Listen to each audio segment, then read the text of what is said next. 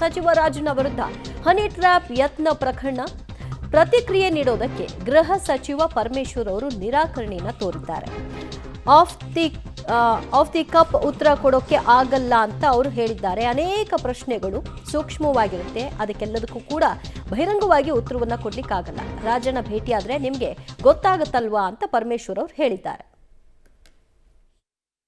ಸಚಿವ ಕೆ.ಎನ್. ರಾಜಣ್ಣ ಅವರು ಏನಾದ್ರು ದೂರು ಕೊಟ್ಟರೆ ಸರ್, ಏನೋ ಮಾತುಕತೆ ನಡೆಸಿಲ್ಲ ಸರ್? ಯಾವುದನ್ನು ನಾನು ರಿಯಾಕ್ಟ್ ಮಾಡೋಕ್ಕೆ ಹೋಗಲ್ಲ. ಅಲ್ಲ ಸರ್, ಯಾಕೆಂದರೆ ನೋಡಿ, ಆಫ್ ದ ಕಫ್ ಉತ್ತರ ಕೊಡೋಕ್ಕಾಗಲ್ಲ. ನೀವು ಕೇಳುವ ಪ್ರಶ್ನೆಗಳಿಗೆ ಅನೇಕ ಪ್ರಶ್ನೆಗಳು ಭಾಳ ಸೆನ್ಸಿಟಿವ್ ಆಗಿರುತ್ತೆ. ಅದನ್ನು ನಾನು ಯಾವುದನ್ನು ಕೂಡ ಪ್ರತಿಕ್ರಿಯೆ ಮಾಡೋದಿಲ್ಲ. ತಮ್ಮನ್ನು ಭೇಟಿ ಆಗ್ತೀನಿ ಅಂತ ಹೇಳಿದ್ದಾರೆ ಸರ್. ಇಲ್ಲಿವರೆಗೂ ಅವರೇನು ದೂರು ಕೊಟ್ಟಿಲ್ಲ. ದೂರು ಕೊಡೋದ್ರ ಬಗ್ಗೆಯೂ ಕೂಡ ಯಾವುದೇ ರೀತಿ ಇಬ್ಬರು 1-to-1 ಡಿಸ್ಕಷನ್ ಆಗಿಲ್ಲ. ಹಾಗೇನಾದರೂ ಆದರೆ ನಿಮ್ಗೆ ಗೊತ್ತಾಗುತ್ತಲ್ವಾ ಅಂತ ಪರಮೇಶ್ವರ್ ಅವರು ಹೇಳಿದ್ದಾರೆ. ಅನೇಕ ವಿಷಯಗಳು ಸೂಕ್ಷ್ಮವಾಗಿರುತ್ತೆ, ಎಲ್ಲದಕ್ಕೂ ಕೂಡ ಬಹಿರಂಗವಾಗಿ ಹೇಳಲಿಕ್ಕಾಗಲ್ಲ ಅಂತ ಹೇಳಿದ್ದಾರೆ. ಸೊ ಆ ರೀತಿಯಾಗಿ ಸೂಕ್ಷ್ಮ ವಿಚಾರಗಳನ್ನ ಹೇಗೆ ಹ್ಯಾಂಡಲ್ ಮಾಡ್ತಾರೆ ಮುಂದುವರೆದಂತೆ ಈಗ ರಾಜಣ್ಣ ಅವರು ಹೇಳೋ ಪ್ರಕಾರವಾಗಿ ಗೃಹ ಇಲಾಖೆ ಮುಖ್ಯಮಂತ್ರಿಗಳನ್ನು ಬಿಟ್ಟಿದ್ದಾರೆ. ಏನು ಮಾಡ್ತಾರೆ ನೋಡೋಣ. ಇನ್ನು ಸಿಎಂ ಡಿಸಿಎಂ ನಡೆಗೆ ಹೈಕಮಾಂಡ್ ಅಸಮಾಧಾನ ವ್ಯಕ್ತಪಡಿಸಿದೆಯಂತೆ. ಸಿಎಂ ಡಿಸಿಎಂಗೆ ಕರೆ ಮಾಡಿದ್ದಾರೆ ಕೆ.ಸಿ. ವೇಣುಗೋಪಾಲ್. ಸಿಎಂ ಆಗಿ ನೀವು ಸಚಿವರಿಗೆ ಸದನದಲ್ಲಿ ಮಾತನಾಡಲು ಹೇಗೆ ಬಿಟ್ರಿ ಅನ್ನೋದು ಅವರ ಪ್ರಶ್ನೆ ಆಗಿದೆ. CM ಸಿದ್ದರಾಮಯ್ಯಗೆ KC. ವೇಣುಗೋಪಾಲ್ ಅವರ ಪ್ರಶ್ನೆ ಇದು. ಅಷ್ಟು ತುರ್ತು ಇದ್ದಿದ್ರೆ ಸಚಿವರ ಸಭೆ ನಡೆಸಿ ತೀರ್ಮಾನವನ್ನ ಕೈಗೊಳ್ಳಬೇಕಾಗಿತ್ತು. ರಾಜಣ್ಣ ನಡೆಯಿಂದ ಪಕ್ಷ ಮತ್ತು ಸರ್ಕಾರ ಎರಡಕ್ಕೂ ಕೂಡ ಡ್ಯಾಮೇಜ್ ಆಗಿದೆ. ನೀವು ಕೂಡಲೇ ತನಿಖೆಗೆ ಅಧಿಕೃತ ಆದೇಶವನ್ನ ಹೊರಡಿಸಬೇಕಿತ್ತು. ಈ ವಿಷಯ ಸದನದವರೆಗೂ ಹೋಗೋದಕ್ಕೆ ಬಿಡಬಾರ್ದಿತ್ತು ಅನ್ನೋದು ಕೆ.ಸಿ. ವೇಣುಗೋಪಾಲ್ ಅವರ ಸಲಹೆ. ಡಿಸಿಎಂ ಡಿ.ಕೆ. ಶಿವಕುಮಾರ್ ವಿರುದ್ಧವೂ ಕೂಡ ಕೆ.ಸಿ. ವೇಣುಗೋಪಾಲ್ ಅವರು ಬೇಸರವನ್ನು ಹೊರಹಾಕಿದ್ದಾರಂತೆ. ಪಕ್ಷದ ಅಧ್ಯಕ್ಷರಾಗಿ ನೀವೇನ್ ಮಾಡ್ತಾ ಇದ್ದೀರಿ ಅನ್ನೋದು ಅವರ ಪ್ರಶ್ನೆಯಾಗಿದೆ. ಬೆಳವಣಿಗೆಯನ್ನ ಕೂಡಲೇ ಹೈಕಮಾಂಡ್ ಗಮನಕ್ಕೆ ತರಬೇಕಿತ್ತು. ಎಲ್ಲ ಆಗಿ ರಾಷ್ಟ್ರ ಮಟ್ಟದಲ್ಲಿ ಚರ್ಚೆ ಆದ್ಮೇಲೆ ಗಮನಕ್ಕೆ ಬಂದ್ರೆ ಹೇಗೆ? ಡಿಸಿಎಂ ಆಗಿ ಸಿಎಂ ಆಗಿ ಅವರ ಬಳಿ ಹೋಗಿ ಮಾತನಾಡಬೇಕಾಗಿತ್ತು. ಈ ವಿಷಯವನ್ನ ಇತ್ಯರ್ಥಪಡಿಸುವ ವಿಷಯದಲ್ಲಿ ಪ್ರಯತ್ನಗಳಾಗಬೇಕಾಗಿತ್ತು. ನಿಮ್ಮ ನಡೆಯಿಂದ ಪಕ್ಷಕ್ಕೆ ಡ್ಯಾಮೇಜ್ ಆಗಿದೆ ಅಂತ ಕೆ.ಸಿ. ವೇಣುಗೋಪಾಲ್ ಅವರು ಈ ವಿಷಯವಾಗಿ ಡಿ.ಕೆ. ಶಿವಕುಮಾರ್ ಮತ್ತು ಸಿದ್ದರಾಮಯ್ಯ ಇಬ್ಬರ ಜೊತೆಗೂ ಕೂಡ ಮಾತನಾಡಿದ್ದಾರೆ. ಮತ್ತಷ್ಟು ಮಾಹಿತಿ ಪಡೆಯೋಣ ನಮ್ಮ ಪ್ರತಿನಿಧಿ ಸುಕೇಶ್ರಿಂದ. ಸುಕೇಶ್, ಈಗ ಸಿಎಂ ಮತ್ತು ಡಿಸಿಎಂ ಇಬ್ಬರನ್ನು ಕೂಡ ಕ್ಲಾಸ್ ತೆಗೆದುಕೊಂಡಿದ್ದಾರೆ ವೇಣುಗೋಪಾಲ್ ಅವರು ಅಂತ.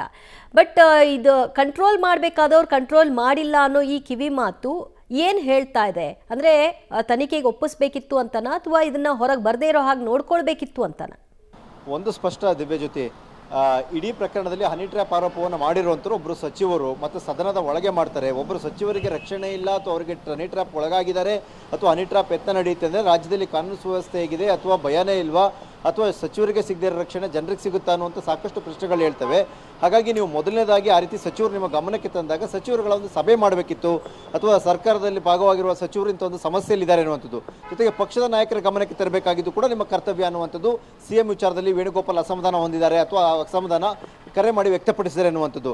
ಯಾಕಂದರೆ ಮುಖ್ಯಮಂತ್ರಿಗಳಾಗಿದ್ದಂಥವರು ಇವೆಲ್ಲವನ್ನು ಹೇಗೆ ನಿರ್ವಹಿಸಬೇಕು, ಬಹಿರಂಗ ಆಗೋದಕ್ಕಿಂತ ಮುಂಚಿತವಾಗಿ ಅದನ್ನು ಹೇಗೆ ಕ್ಲೋಸ್ ಡೋರಲ್ಲಿ ಸಮಸ್ಯೆ ಬಗೆಹರಿಸಬೇಕಿತ್ತು, ಅಥವಾ ಅದಕ್ಕೆ ಅವರು ಆರೋಪ ಮಾಡಿದ್ದೇ ಹೌದು ಅನ್ನೋದಾದರೆ ಅದರ ತನಿಖೆಯ ಮೂಲಕ ಹೇಗೆ ಡ್ಯಾಮೇಜ್ ಕಂಟ್ರೋಲ್ ಮಾಡಬೇಕಿತ್ತು ಅನ್ನುವಂಥದ್ದು.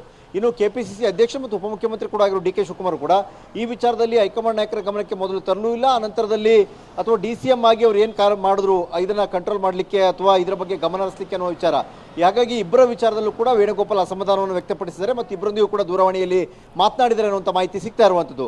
ಅಂದರೆ ರಾಜಣ್ಣ ಒಂದು ರೀತಿಯಲ್ಲಿ ಆ ಕೇಸನ್ನು ಮಾಡುವಂಥದ್ದು, ದೂರನ್ನು ಕೊಡುವಂಥ ಕೆಲಸ ಮಾಡಿದರೆ ಅದು ಇನ್ನೊಂದು ರೀತಿಯಲ್ಲಿ ತನಿಖೆಯ ತಾರ್ಕಿಕ ಅಂತ್ಯಕ್ಕೆ ತೆಗೆದುಕೊಂಡು ಹೋಗ್ಬೋಯಿತು. ರಾಜಣ್ಣ ಒಂದು ರೀತಿ ಹಿಟ್ ಆ್ಯಂಡ್ ರನ್ ಮಾಡಿ ಹೋಗಿರೋದ್ರಿಂದ ಸರ್ಕಾರ ಮತ್ತು ಪಕ್ಷ ಎರಡಕ್ಕೂ ಕೂಡ ಇದು ಡ್ಯಾಮೇಜ್ ಆಗುವಂಥದ್ದು. ಈ ಬೆಳವಣಿಗೆ ಆಗಲಿಕ್ಕೆ ಹೇಗೆ ಬಿಟ್ಟರೆ ನೀವು ಅನ್ನುವಂಥ ವಿಚಾರದಲ್ಲಿ ಇಬ್ಬರನ್ನು ಕೂಡ ಎಐಸಿಸಿಯ ಪ್ರಧಾನ ಕಾರ್ಯದರ್ಶಿ ಕೇಳಿದರೆ ಅನ್ನುವಂಥ ಮಾಹಿತಿ ಸಿಗ್ತಾ ಇರುವಂಥದ್ದು. ದಿವ್ಯ ಜ್ಯೋತಿ, ಅಂದರೆ ಈಗ ಸದ್ಯ ಈ ವಿಚಾರ ಹೊರಗೆ ಬಂದ ಮೇಲೆ ಪಕ್ಷಕ್ಕೆ ಮತ್ತು ಸರ್ಕಾರಕ್ಕೆ ಡ್ಯಾಮೇಜ್ಗಿಂತ ಹೆಚ್ಚಾಗಿ ಯಾರೋ ಒಂದು ವ್ಯಕ್ತಿಯ ಟಾರ್ಗೆಟ್ ಇದ್ದ ಹಾಗೆ ಕಾಣಿಸ್ತಾ ಇದೆ ಅಲ್ವಾ? ಅದರ ಬಗ್ಗೆ ಏನು ಮಾತಾಡಿಲ್ವಂತ? ದಿವ್ಯಜ್ಯೋತಿ, ಯಾರು ವ್ಯಕ್ತಿ ಅನ್ನೋದ್ರ ಬಗ್ಗೆ ರಾಜಣ್ಣ ಎಲ್ಲೂ ಕೂಡ ಬಾಯ್ಬಿಟ್ಟು ಹೇಳಿಲ್ಲ. ಹಾಗಾಗಿ ವ್ಯಕ್ತಿಯವರು ಕಾಂಗ್ರೆಸ್ನ ಹೊರಗಿನವರು ಅನ್ನುವಂಥದ್ದು ಕೂಡ ಪ್ರಮುಖವಾಗುತ್ತೆ.